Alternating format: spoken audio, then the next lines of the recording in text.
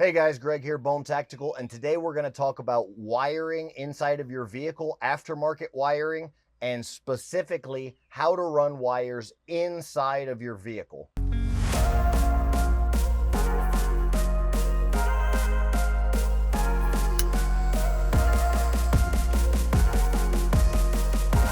All right, so what we've got here, guys, is the wires for my speakers. All right, we've added 6 speakers extra to the vehicle. You guys, you'll see that if you already haven't. We'll do videos on the radio head unit. We'll do videos on this back cluster that I've got here, this panel that I've built for all of my electronics.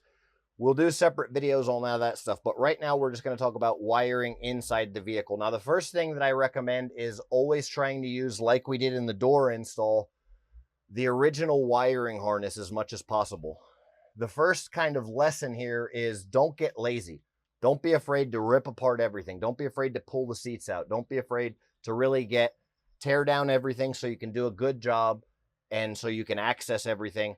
All right. From there, what you want to know is you really need to protect everything. It's more about protection than anything else, and positioning. So there's a method to the madness for the positioning here, and then the protection. The protection starts with this sound deadening and heat resistant matting that we've covered the entire truck with.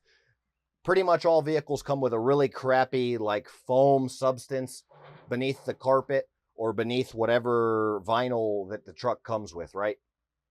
Get rid of that. We got rid of it.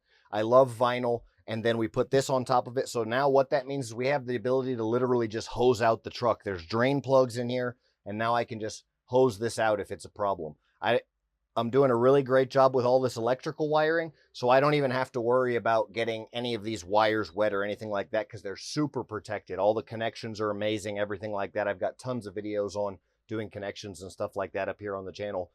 But right now, what we're specifically going to discuss is actually running these cables. So if they're speaker wires, you want to have them apart from any power cables. Now I've got my power distribution block and my ground distribution block over here. We'll discuss that, like I said, in a future video. But I've got power cables running by themselves. I've got ground cables running by themselves.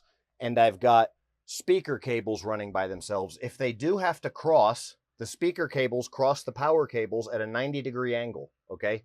In a T pattern, right? And the reason for that is so we don't get feedback or interference in the speakers. From there, like I said, it's all about protecting.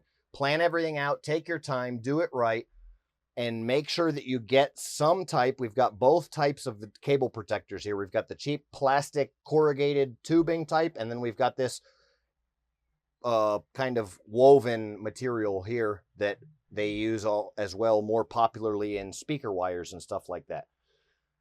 We're finishing up this job right here and just wanted to share with you some quick tips and how you can do a better job on your own personal build. Thanks for watching. Bone out.